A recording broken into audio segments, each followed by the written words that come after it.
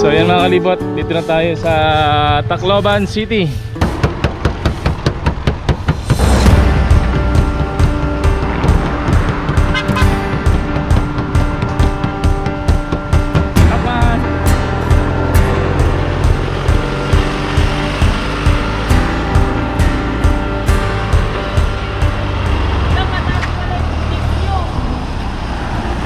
Hello kuya, nice meeting you.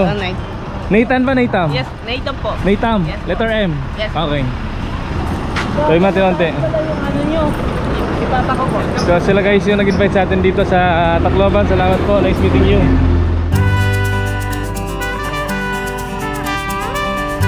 Tanggal na guys, oh. Natanggal na. Ang laking jeep eh. Bata pa lang ako, gusto ko nang malibot ang buong mundo. Ngayong malaki na ako, simulan natin sa paglilibot sa buong Pilipinas. Kasama ang tropa, pamilya at mga bagong makikilala. Bumili ako ng lumang jeep na hindi na ginagamit at i-convert natin to para maging camper jeepney. Lalagyan natin ng kwarto, CR, sala, kusina, top load at may solar sa taas. Para kasaman tayo mapadpad, ready tayo. At pag napadaan kami sa probinsya nyo, Tara! Sama! Lilibutin ang buong Pinas, isasama ko lahat ng may gusto.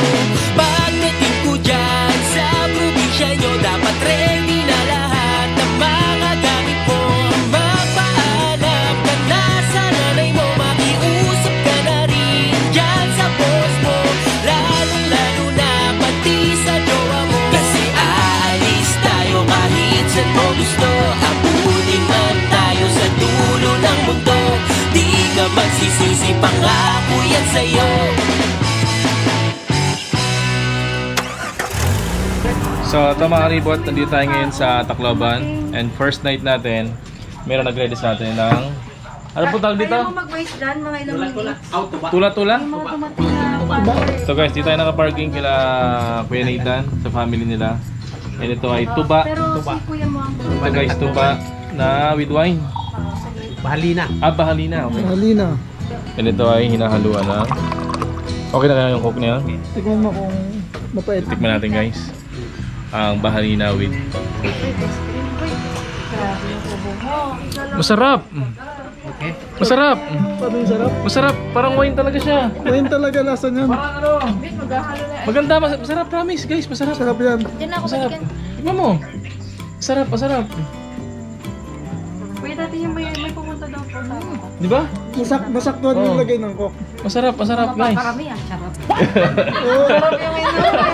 Ay, joke lang. Dali, ice cream tayo guys, ice cream. Recorded yan guys. Oh, parami ng ice cream. Oh, marami na ice cream. Gumalab, masarap. Tingin mo. Masarap, masarap. Tira po.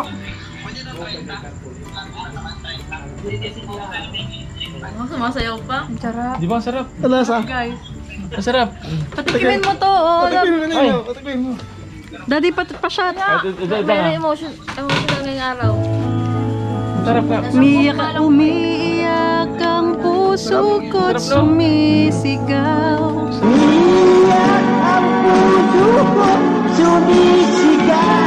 Umiiyak ang puso niya at sumisigaw, oo. Handa? Hello po. Bigas pa bagong ani. Oh! Akit pa yan. Masarap yan. Sorry. Hello po. Galing po kami ng RQS kasi sabi po sa chat RQS sa stand eh. Yung ano, yung link po.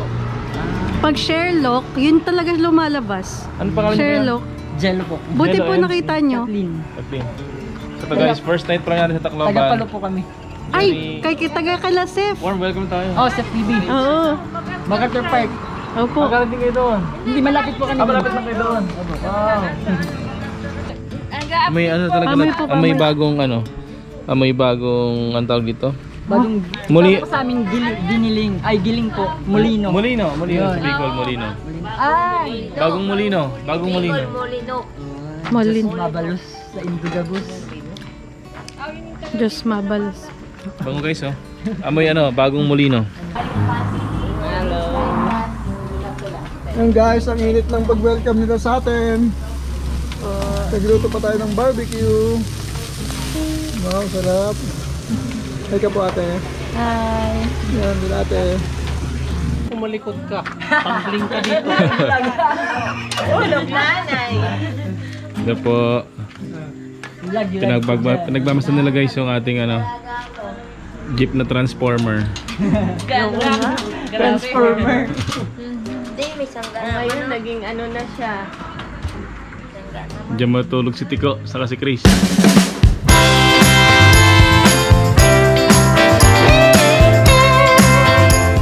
Ngayong araw nga guys ay babiyahe na tayo papunta sa probinsya ng Biliran.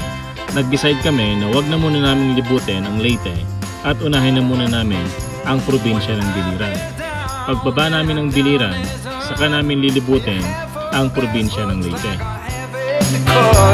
When you're running into dead ends, and everywhere you turn, well, seize the opportunity, live and learn. Hey, go with the flow. Hey, go with the flow. Go with the flow, baby.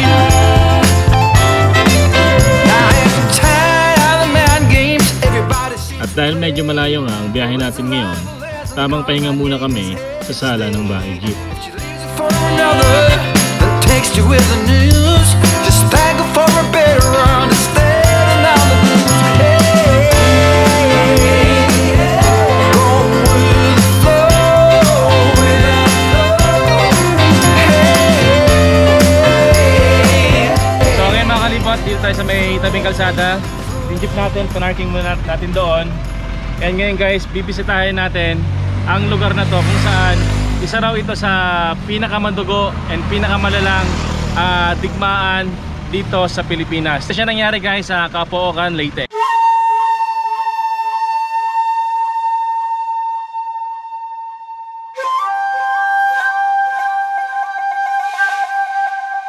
And dito mga kalibot, dito pa lang mayroon ditong entrance nakalagay Japanese Shrine. And dito ngayon guys, akitin natin tong hagdan dito and tingnan natin sa taas kung anong meron.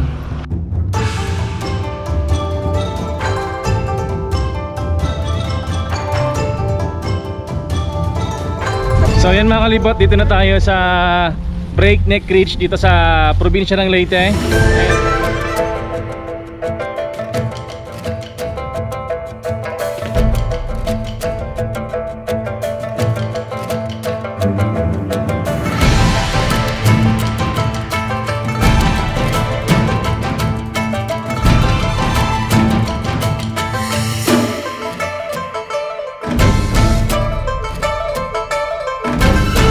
So mga kalibot, dito sa lugar na to, dito nangyari yung isa sa pinakamatugong laban ng Amerikano-Pilipino versus Japanese occupation ng World War II dito sa atin sa Pilipinas.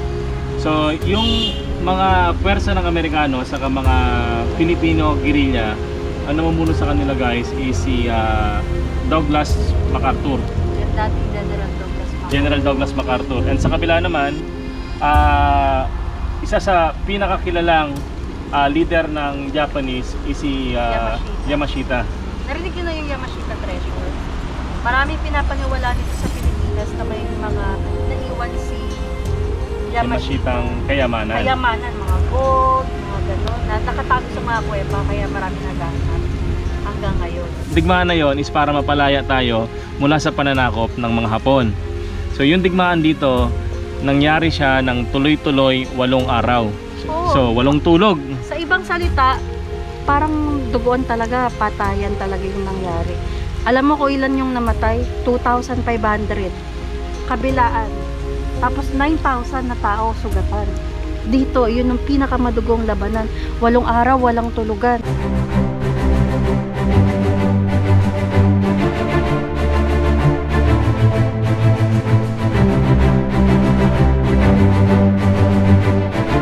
And dito nga guys, hindi kalayuan dito sa may puntod, nakita nyo, merong nag-alay pa dito ng sariwang bulaklak saka isang Japanese offering dito sa lugar na to. ito nga mga kalibot, itong tinatawag dito na Breakneck Ridge, taon-taon is marami na bumibisita dito ng mga Japanese. So posibleng yung mga nagpupunta rito, sila yung mga nag-o-offer dito, and posible din na sila na yung mga apo sa tuhod or mga kaapu-apuhan nila para dalawin yung mga lolo nila or part na naging family nila noong nangyari yung digmaan dito noong World War II. Makikita nga natin dito guys na nasa proseso ng pag-aayos ang lugar na to. Masama man ang nangyari noon, pinapakita pa rin nating mga Pilipino na marunong tayo magpatawad sa mga banyaga na gustong sakupin ng ating bansa.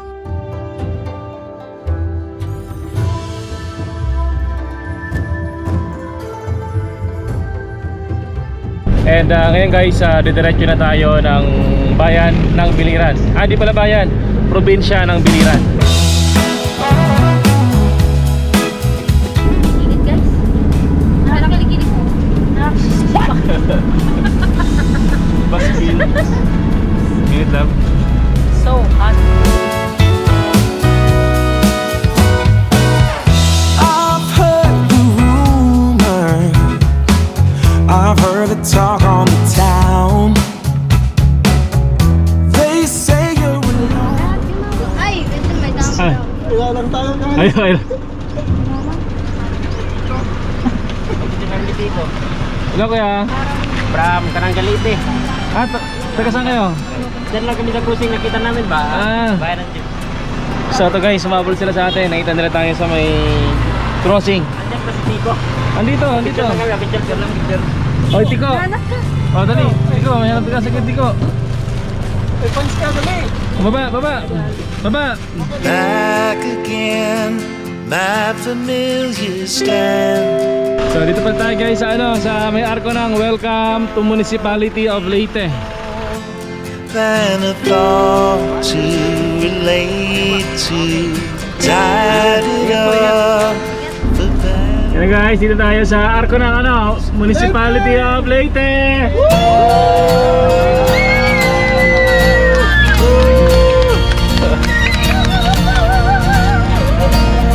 I'll never give it up on you. Si Trin!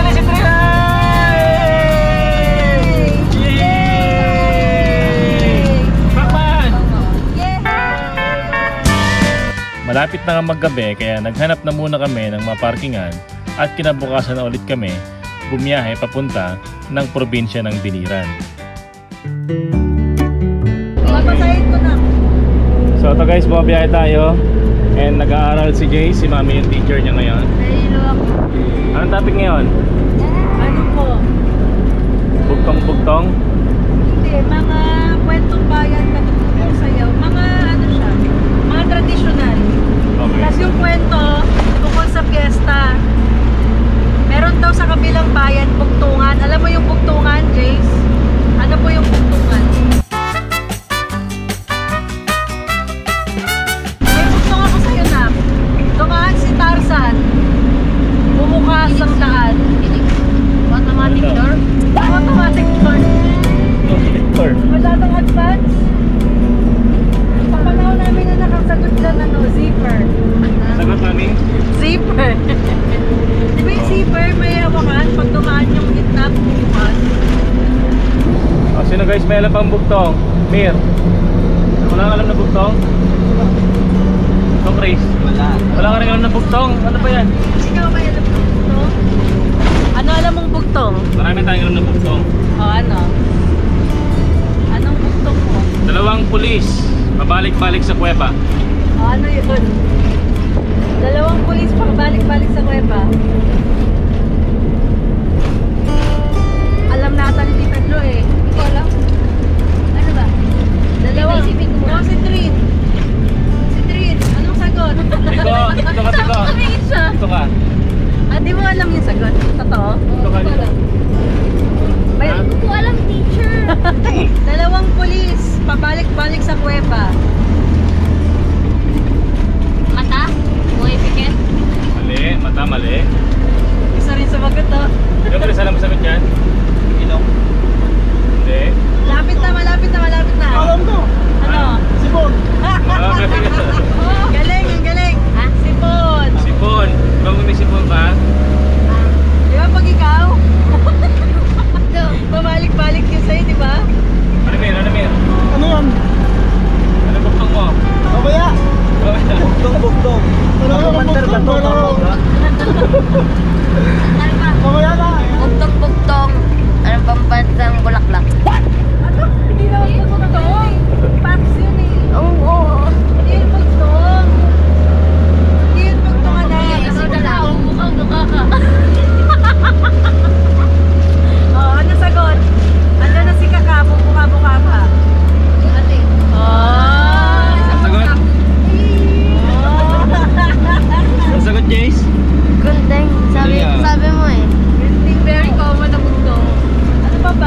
ako alam na bundok. Isang prinsesa nakaupo sa tasa. Ay, hindi niya alam yan. Kasi hindi niya rin alam mismo yung sagot eh. Ate ko, isang prinsesa nakaupo sa tasa. Prinsipe? Prinsesa nakaupo sa tasa. Di ba liwanag mo sa kanya anong ibig sabihin ng bundok? Bugtong palaisipan. Palaisipan siya. Hindi siya talaga yung bagay na yun. Dinidescribe lang siya o pinapaliwanag siya, ibang salita. Halimbawa, andyan na si Kaka, bubuka-buka ka. Hindi naman si Kaka yung gunting eh. Pero, example lang, para pag-isipan mo, sino kaya yung katulad nun sa gamit? O sa hayop? O sa bagay? So guys, pili muna tayo ng natin pananghalian. May manok. May da manok? May da. Tigpira? 180. Usa?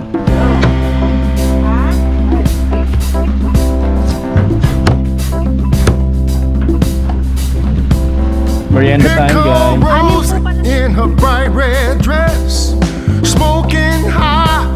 I do confess she's on fire.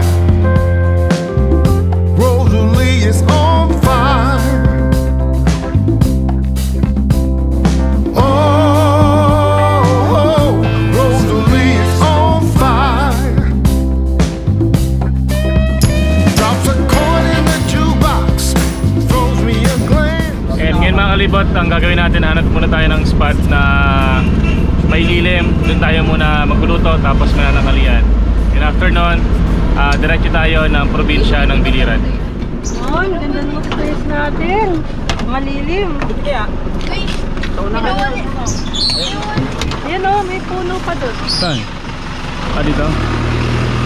Pwede.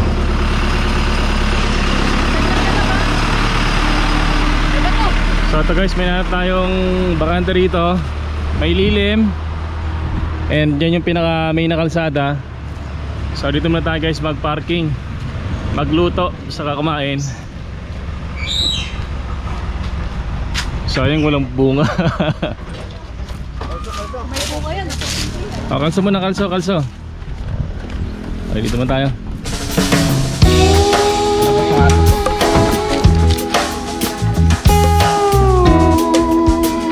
So guys, maglalaro po kami ni Tita Jo po. Na? Hindi ko alam po. Goma, guys. Laro ng bata kami. Pitikan. Ay, There's a river that runs both ways, and the cypress alleys go on for days. If you want to, we can go there, and to be there with you.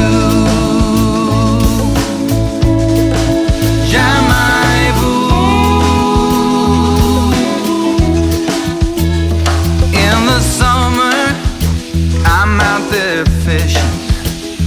When the catfish is ready to bite, and when the nets are filled with crawfish, it's a sight.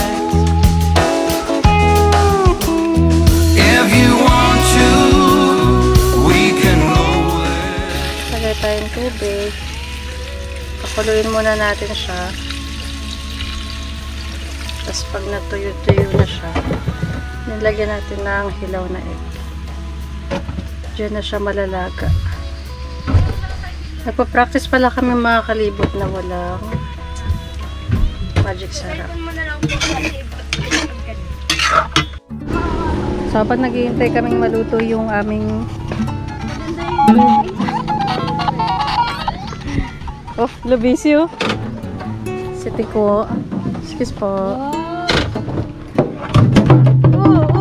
Nagwawala na.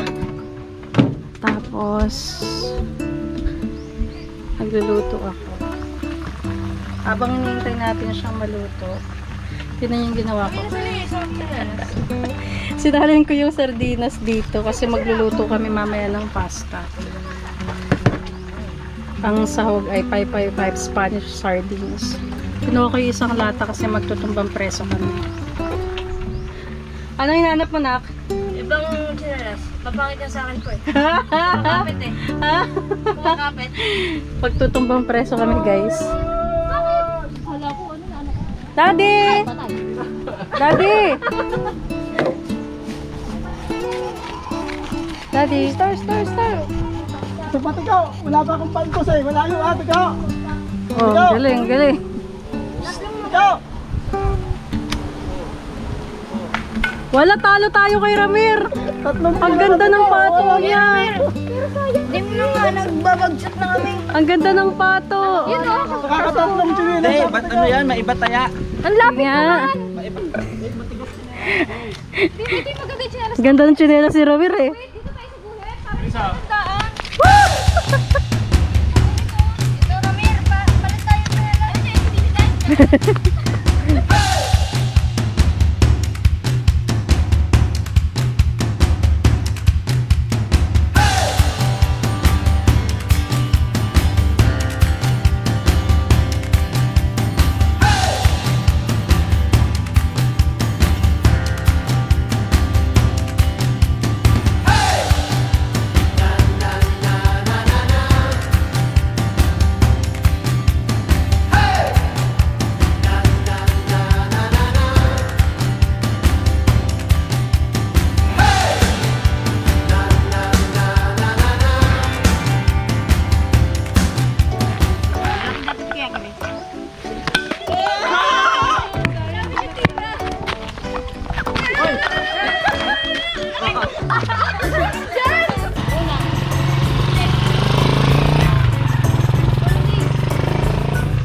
Dalawa kami ni Pacman ha.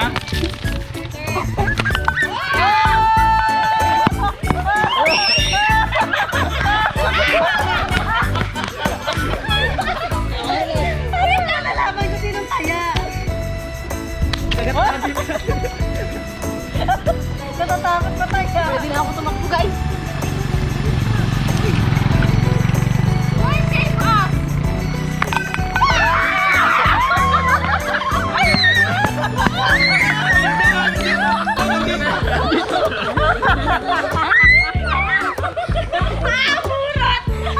Tanga na ano eh. Pwede mong butayin yan, Jess. Butayin mo na yung mga yan. Butayin mo.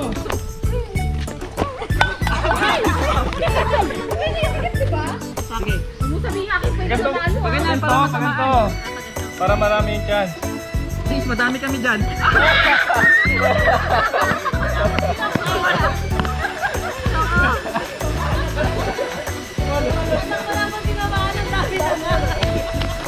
Mga kalibot ha. Kain kayo ng langgam. Pangpaganda ng boses yan. Ikaw ba yung mga langgam? Yan, kailangan yan. Yan labo, kailangan mo yan. Yung mga langgam pa yun ha. Yung guys oh. Sayang yan. Paganda ng boses. Buti na siya nakapangalan. A modern writing on the wall while I am by the telephone, expecting everything to fall, and that I will end up alone. The book of Daniel all over again.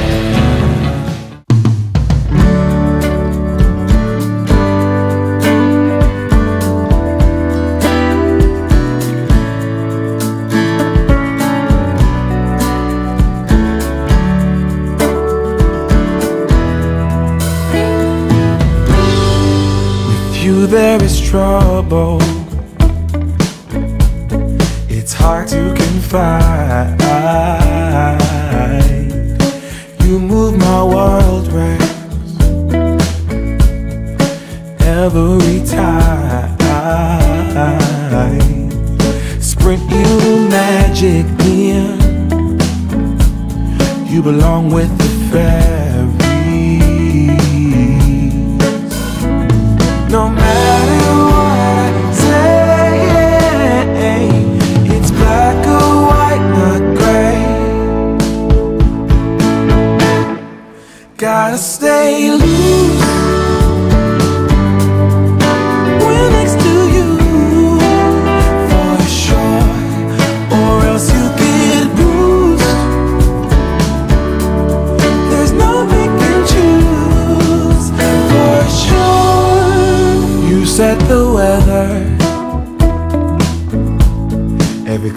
cloud heavy rain. You're above and beyond. Oh, every tune is yours. So ito guys, papunta na tayo ng Biliran Province.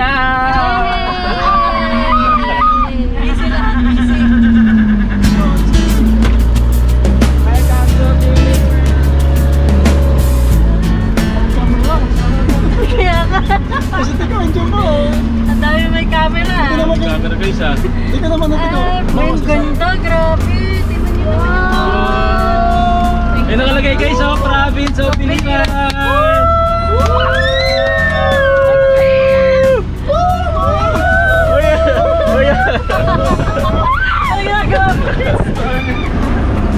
Ganda ng tulay no, grabe.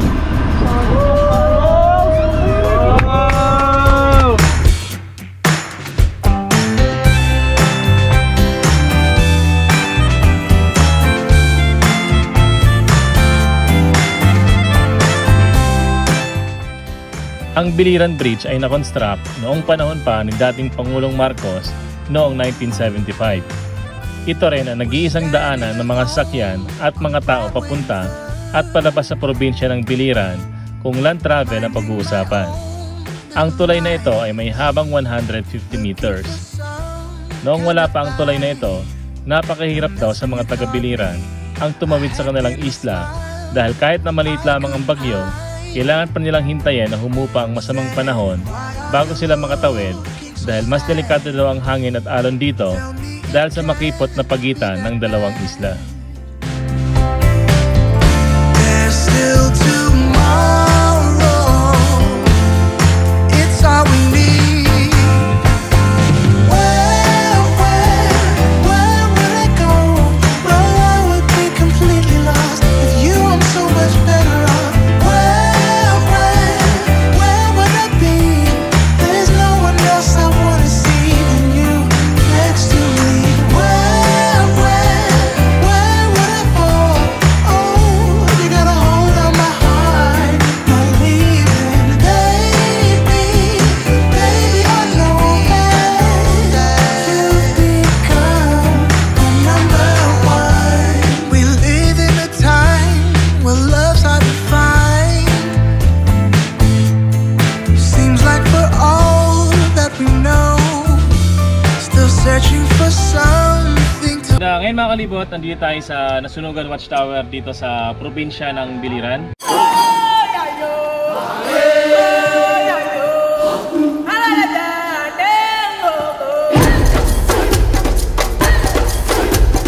Itong watchtower na to guys, ito yung ginagamit ng mga taga dito para maging silipan nila dito sa bundok na to laban sa mga mananakop and especially sa mga Moro pirates. Kaso nga lang guys, dumating yung panahon na talagang pinuntahan to ng mga pirata tapos sinunog nila yung buong area na ito. Mga kalibot, sa mga nabasa namin, yung pagkakasunog daw ng tower na to talagang race to the ground. Pag sinabing race to the ground, talagang itinumba nila lahat. So ito mga kalibot, yung nakikita nyo dito ang torre, ito ay inassemble na lang noong taong 2000 ng gobyerno. So balang nangyari dito guys, posibleng itong mga nandito, itong mga nakikita nyo mga bato-bato dito, ito yung mga tira-tira nung pagkasunog ng lugar na to, tapos pinagsama-sama nila, inassemble nila para i-reconstruct itong watchtower dito. So ganun kalubha, ganun kagrabe yung ginawang pananakop ng mga Moro pirates and ganun kagrabe yung pagsunog nila dito sa lugar na to. Basahin natin guys yung nakasulat dito. National Historical Institute 2008, Bantayan ng Biliran. Ipinatayo sa burol na ito ni Padre Gaspar Ignacio de Guevara kasama ang simbahan at kuta na nagsilbing santuaryo ng mga mananampalataya 1765-1774. Tanging natira ng sunugin ng mga piratang Moro ang Pook 1774. Ginamit sa pagpapalaganap ng relihiyong komunal sa Biliran, Leyte at Samar. Halimbawa ng arkitektura na nangyari sa Corales at Bato noong panahon ng mga Espanyol, ipinaayos year 2000. Wala, hindi lang pala ito yung sinunog. Buong Pook pala. Sinunog ng mga Moro, pirates. Tower, itlog. And ngayon guys, pasok tayo dito sa sinunog na watchtower. Tara. And dito mga kalibot, pagpasok nyo pa lang dito, nakita nyo talaga na gawa talaga siya sa mga corals na galing sa dagat. And dahil malapit nga lang sa dagat itong pinagtirikan dito, yun yung mga ginagamit nilang bato noong unang panahon para mag-build ng bahay and mag-build ng mga ganito. Ang laki ng coral. Ito guys, mga bata, tingnan nyo to, laki ng coral. Tignan mo yung coral. Oh. Galing sa... Pero nakaka-amaze din, no? Kasi guys, kung titingnan nyo sa aerial view, mataas talaga yung burol. And yung ganito kabigat, no? Talagang binuhat nila. Lalo sila unang panahon. Grabe. Talagang binuhat. Ito nga, coral, oh. Kasi wala namang magiging ano sila tibay Talagang siya Ito guys, oh. Yung pagka-reconstruct sa kanya, nasira na siya. Kasi ilang taon na rin na, 24 years ago, mula na ulit itong i-reconstruct. Kasi binuo lang ito ulit Dito naman guys, makikita nyo dito, dahil sa sobrang tagal na nitong watchtower na to, tinubuan na ng puno ng mga halaman, iba't ibang uri ng halaman. And makikita nyo yung ugat niya, dito na sa pader. Dito guys, same timeline, nung pagkasunog nitong watchtower na to, yun din yung timeline na nagkaroon ng Biliran Religious Revolt. So pinamunuan nyo ni Padre Gaspar. Si Padre Gaspar ay isang pare sa Samar, tapos hanggang dito yata siya nagdestino sa Biliran, and then kumalas siya sa Catholic Church. Kasi that time, marami pa talaga mga Pilipino ang ayaw mabautismuhan ng Katolisismo. So dumating yung Kastila sa atin, 1521? 21. And then panahon ng 1760s yata, itong time sa Biliran, doon is marami pa ring ayaw pa ring magpa-convert sa Catholic. Kahit parang 200 years na 200 years nakalipas. So si Padre Gaspar, gumawa siya ng sarili niyang sekta dito, and then nag-build siya ng community dito. So mula sa pueblo ng Biliran, lumayo sila, pumunta sila ng bundok, doon sila nag-build ng sekta nila, and marami siyang nahikayat ng mga Pilipino na umanib sa kanila kasi yung binilid niya na sekta is parang utopia. So parang hindi siya yung Catholic ano talaga na So pag sinabing utopia guys, mga bata, pag sinabing utopia, anong utopia? Alam mo? Sinabing utopia, pantay-pantay lahat ng tao. Walang mapalalaki ka man o mapapababae, paano mang edad mo, is pantay-pantay kayo. Pagdating sa trabaho, pare-parehas kayo ng sahod. Regardless kung maliit ka o malaki. Parang The Republic. Ni Plato. So kaya nung panahon na yun guys, marami talagang nahikayat si Padre Gaspar na umanib dun sa sekta niya. So kumalat yon sa halos buong Visayas, sa Leyte, Biliran, sa Northern Samar, Western, Eastern Samar. So kumalat siya. Pero panahong 1774 kung tama ko guys, dun siya nahuli ng mga Moro pirates, tapos nilunod siya. And to guys, yung nilalakaran namin ngayon, ito ay parte ng kalahating hektarya na sinunog ng mga pirata noong unang panahon. So di namin sure kung makita nyo sa paligid namin guys, yung mga bato is sunog or nangingitim. Hindi natin sigurado kung ito ba is galing pa yan sa pagkasunog. Ito talagang sunog.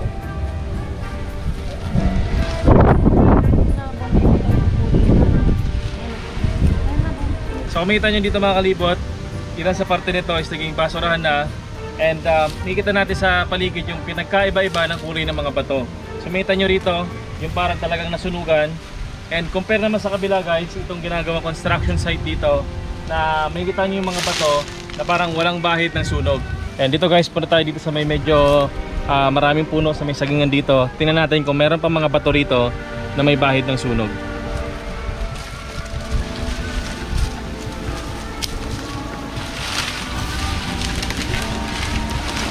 Ito guys, yung bato na to, makikita nyo, parang malaking coral din ito. And kitang kita nga rin yung pagkasunog ng bato na to. And kapag mababa tayo dito guys, baba pa tayo dito konti sa may mga kapunuan. Tingnan natin kung meron pa mga patong sunog. Dito nga guys, kung makikita nyo dito, parang abandoned place na yung itsura ng lugar dito. And meron pa rin mga ilan-ilan na mga pato dito na may bahid ng sunog. Ito guys, yung pato na to, kung makikita nyo, maraming pa siyang itim-itim. And kung ikukumpara natin sa ibang mga pato dito na bago lang, wala siyang mga ganito.